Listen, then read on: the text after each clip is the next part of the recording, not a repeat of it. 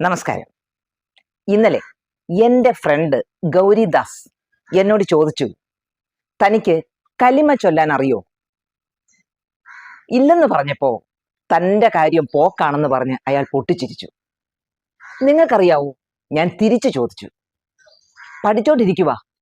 അയാൾ അപ്പോഴും ചിരിച്ചു. ചിരി കരച്ചിലാകാൻ ഒരു സെക്കൻഡ് മതിയെന്ന് നമ്മൾ കണ്ടു. ഞാനും ഗൗരിദാസും ഡൽഹി, ആഗ്ര, അമൃത്സർ, വാഗ ബോർഡർ യാത്ര പ്ലാൻ ചെയ്ത കൂട്ടുകാരാണ്. ഒരു ഫാമിലി ട്രിപ്പ്. ഇനി ഉടനെ വാഗ ബോർഡറിൽ പോയിട്ട് ഒരു കാര്യവുമില്ല. ഭൂമിയിലെ സ്വർഗം കാണാൻ പോയിട്ട് അവിടുന്ന് നേരിട്ട് സ്വർഗം പോകാൻ ആർക്കാണ് കൊതി?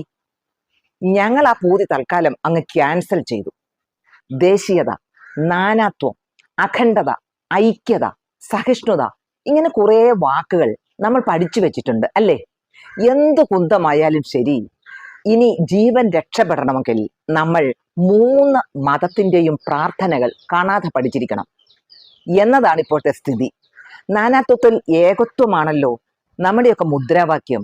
അപ്പോ നാനാവിധ പ്രാർത്ഥനകളും പഠിച്ചു വെച്ചിരിക്കണമെന്ന് സാരം.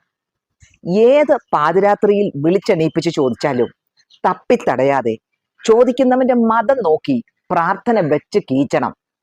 ഉറക്കപ്പിച്ചിൽ പ്രാർത്ഥന മാറി ചൊല്ലിപ്പോകരുത് കേട്ടോ. ഉണ്ട തലയിൽ കയറും. ഏത് സമയത്താ ഓരോ വാലുമാക്രികൾ തോക്കും ചൂണ്ടി വരുന്നതെന്ന് പറയാനാവുമോ? ഹിന്ദു, ക്രിസ്ത്യൻ, മുസ്ലിം പ്രാർത്ഥനകൾ ചൊല്ലാൻ പഠിച്ചാൽ എല്ലാവർക്കും നല്ലത്. നാനാത്വത്തിൽ ഏകത്വം ഏത്? സീമന്തരേഖയിലെ സിന്ദൂരവും പൊട്ടും മംഗല്യസൂത്രവും മിന്നും കൊന്തയും ബന്ദിങ്ങയും കുരിശുമൊക്കെ ഇനി വിനോദയാത്രകളിൽ പ്രദർശിപ്പിക്കരുത്. സഞ്ചാരത്തിന് പോകും മുമ്പ് ഇത് ഒഴിവാക്കിയേ പോകാവൂ. തിരിച്ചറിഞ്ഞ് പരസ്പരം കൊല്ലാനുള്ള അടയാളങ്ങളായി ഇവ മാറിക്കഴിഞ്ഞു. സ്വർഗസ്ഥനായ ഞങ്ങളുടെ പിതാവേ, അത് ചൊല്ലാൻ എനിക്ക് നന്നായിട്ടറിയാം. പക്ഷേ ഹിന്ദു പ്രാർത്ഥനകൾ അറിഞ്ഞിരിക്കണമല്ലോ. കൂട്ടുകാരി മീര നമ്പൂതിരിയോട് ചോദിച്ചപ്പോൾ അവൾ പറയുന്നത്, ഹിന്ദു മതത്തിൽ ധാരാളം ദേവി ദേവന്മാരുള്ളത് കൊണ്ട് കുറേയേറെ പ്രാർത്ഥനകൾ പഠിച്ചു വെച്ചോളെ. കാരണം ഓരോരുത്തർക്കും പ്രത്യേക മന്ത്രങ്ങളുണ്ട്. സഹസ്രനാമങ്ങൾ, ഹരിനാമ കീർത്തനം, പഞ്ചാക്ഷരം, ഇങ്ങനെയുള്ള ജപങ്ങൾ. ഏതാ ചൊല്ലാൻ പറയുന്നതെന്ന് എങ്ങനെ അറിയാനാ? ശിവക്ഷേത്രം വീടിന് തൊട്ടടുത്തുള്ളതിനാൽ നമശിവായ അറിയാം. ബാക്കി എന്തെന്ത് ഈശ്വരസ്തുതികൾ ഇനിയും കിടക്കുന്നു. കലിമ പഠിപ്പിക്കാൻ എൻ്റെ കൂട്ടുകാരനും പത്രപ്രവർത്തകനുമായ ഷഹീർ റെഡിയാണ്. പിന്നെ എന്നാ വേണം? വല്ലോന്റെയും പ്രാർത്ഥന പഠിക്കത്തില്ലെന്ന് വാശിയുള്ളവൻ ഇനി വീട്ടിലിരുന്നോണം. അതിർത്തി പ്രദേശങ്ങൾ ഒന്നും കാണാൻ പുറപ്പെടരുത്. കഷ്ടം കഷ്ടം. ഭാരതീയരെ നമ്മുടെയൊക്കെ അവസ്ഥ എത്ര പരിതാപകരമാണ്. നമ്മൾ എവിടെ എത്തി നിൽക്കുന്നു എന്ന് ചിന്തിച്ചിട്ടുണ്ടോ? ഇനി ഒരനുഭവം പറയാം. പണ്ട് എൻ്റെ പിതാവും 3 കൂട്ടുകാരും ചേർന്ന് വടക്കേ ഇന്ത്യൻ ഗ്രാമങ്ങൾ കാണാൻ യാത്ര പോയി. എനിക്ക് 4 വയസ്സ്.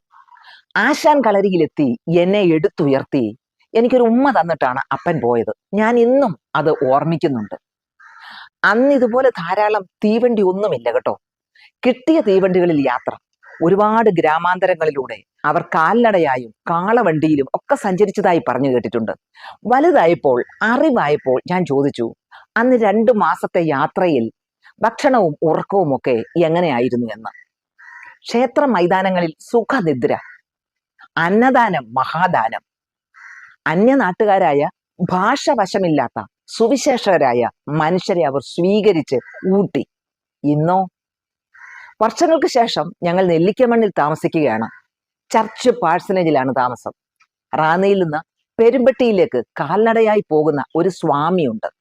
പെരുമ്പട്ടിയിൽ അയൽക്കാരും സതീർത്ഥ്യരുമായിരുന്നു എൻ്റെ പിതാവും ആ സ്വാമിയും. അദ്ദേഹം നടന്ന് ക്ഷീണിച്ച് രാത്രി 8 മണി കഴിഞ്ഞാവും എത്തുക. ജോർജേന്ന് ഒരു നീട്ടിയ വിളിയോടെ. ഞാനും അനിയനും എത്തി നോക്കുമ്പോൾ ഒരു കാവി പുതച്ച സന്യാസി. അപ്പച്ചൻ അദ്ദേഹത്തെ ഹാ സ്വാമിയാണോ, വന്നാട്ടെ എന്ന് വിളിച്ച് സ്വീകരിച്ചിരുത്തും.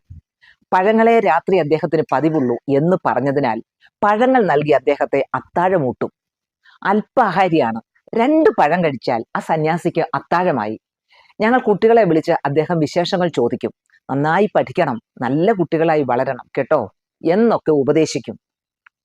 പിന്നെ രാത്രി വൈകും വരെ ആ ബാല്യകാല സ്നേഹിതർ പഴയ കാര്യങ്ങളൊക്കെ സംസാരിച്ചിരിക്കും. ചർച്ചിന്റെ സൈഡ് റൂമിലാണ് ആ സ്വാമിക്ക് രാത്രി വിശ്രമത്തിന് ഇടമൊരുക്കുക. പുലർകാലത്ത് ഞങ്ങൾ എണീക്കും മുൻപേ അദ്ദേഹം പെരുമ്പട്ടിയിലേക്ക് നടന്നു പോയിട്ടുണ്ടാവും. ബാല്യത്തിലെ ഇത്തരം അനുഭവങ്ങൾ എന്നെ മാറി ചിന്തിപ്പിക്കാൻ ഒത്തിരി സഹായിച്ചിട്ടുണ്ട്.